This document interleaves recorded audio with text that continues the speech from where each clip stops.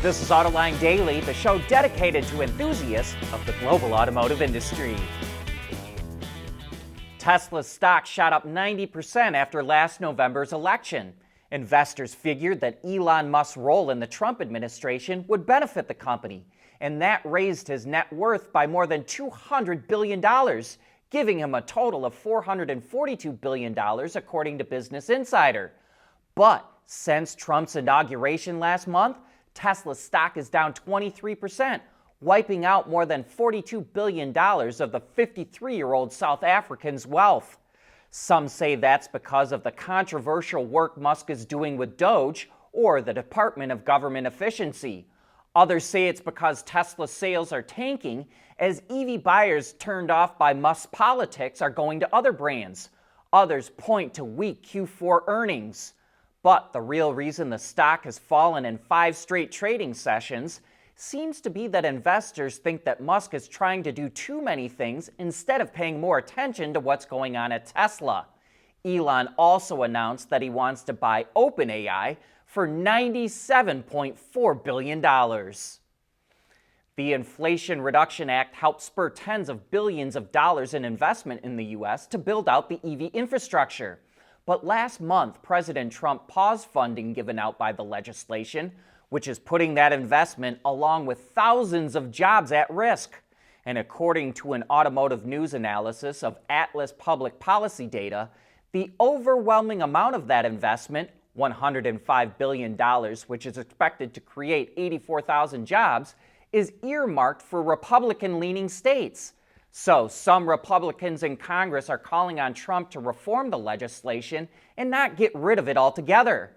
The auto industry is also worried they'll get stuck with excess capacity and stranded capital since just a fraction of the EV manufacturing investments are operational. More than 90% of the projects are currently under construction or still in the planning phase. And one of those automakers that's concerned is Ford. CEO Jim Farley said that even though Trump has good intentions to help the auto industry, his plans to roll back EV subsidies and threats to increase tariffs on Canada and Mexico is creating, quote, a lot of cost and a lot of chaos. Farley says the tariffs will benefit Korean, Japanese, and European companies since they'll be less impacted by them. Democrats are also pushing back against Trump suspending all EV charging infrastructure spending that's part of the $5 billion NEVI program. 9 Democratic senators say the administration is illegally withholding $3 billion of those funds that have already been appropriated. But so far, they haven't taken any further action. And with all this unpredictability regarding EVs, it's no surprise to learn that J.D. Power is forecasting that EV sales will remain flat this year in the U.S. It predicts that 1.2 million EVs will be sold this year, accounting for 9.1% of the overall new car market, or the same as it was last year. An intriguing report from Dunn Insights says that Europe should learn from the Inflation Reduction Act and launch its own effort to build EV batteries or risk losing it all to China. Michael Dunn, a well-known China expert, says Europe should partner with Japanese and South Korean battery makers and adds it should copy China by demanding that any Chinese automaker that wants to sell cars in Europe needs to partner with a European automaker, and that European automaker should be the majority owner. He also calls for higher tariffs on finished battery cells and components, with a goal that Europe manufactures all of its own cells within 3 years.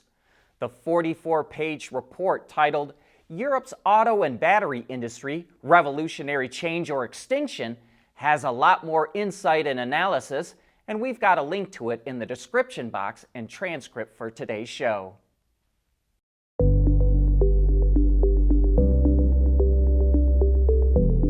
Developing today's vehicles, issues can happen in an instant. What good is knowing your problems without the data to solve them? Meet Wireless Neovi Cloud, your secure off-the-shelf solution, empowering real-time collaboration for quick resolution. With Wireless Neovi Cloud, your team can prevent issues before they can escalate. driver communication data, and remote diagnostics to analyze and resolve your problems using OTA, allowing your executives oversight throughout the process. Wireless Nearby Cloud, your vehicle update solution in production and on the road. Intrepid Control Systems, driven by your data.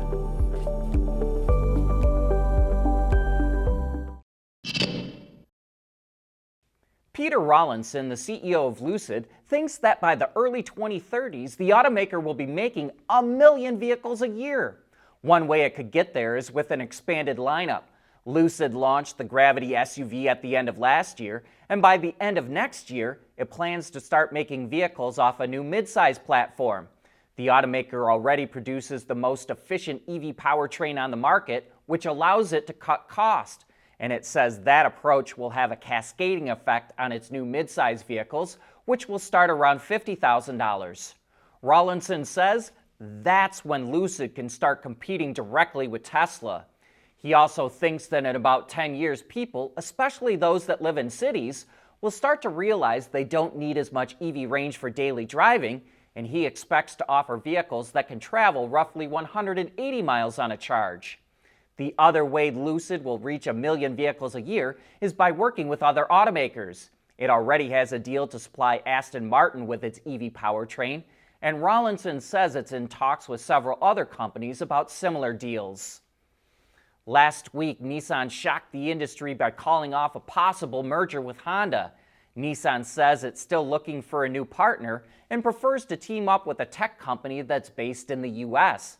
But Taiwanese electronic contract manufacturer Foxconn has been interested in a partnership with Nissan since last year, and Foxconn's chairman just came out and said that it's interested in cooperating with Nissan.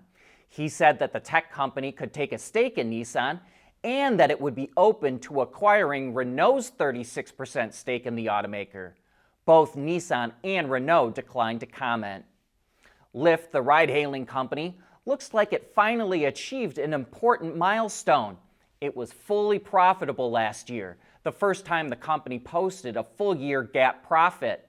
The company only made $22.8 million in net profits, but that compares to a loss of $340 million the year before. It provided 828 million rides, up nearly 17%. Revenue shot up 31% to $5.7 billion, and it generated $766 million in free cash flow, which gives management a lot of money to play around with. Even so, investors were not very impressed. The stock dropped nearly 5% after the earnings report. How do you brag that you've got the best sports car of all? One way is to show that it's faster than anyone else. Chevrolet took the Corvette ZR1 to different racetracks in the U.S. and started smashing production car lap records. It now holds the top time at Road America and Road Atlanta, on one of the courses at Watkins Glen, and at 2 of the courses at the Virginia International Speedway.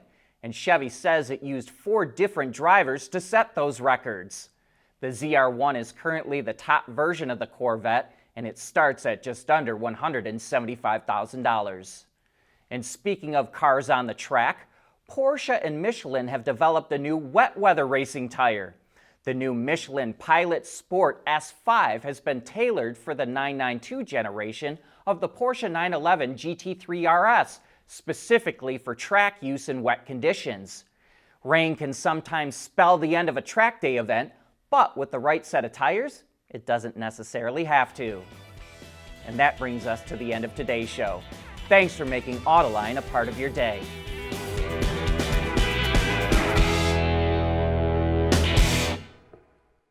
Autoline Daily is brought to you by Bridgestone, solutions for your journey. Intrepid Control Systems, over-the-air engineering boost your game. And by Teijin Automotive Technologies, the formula for better mobility.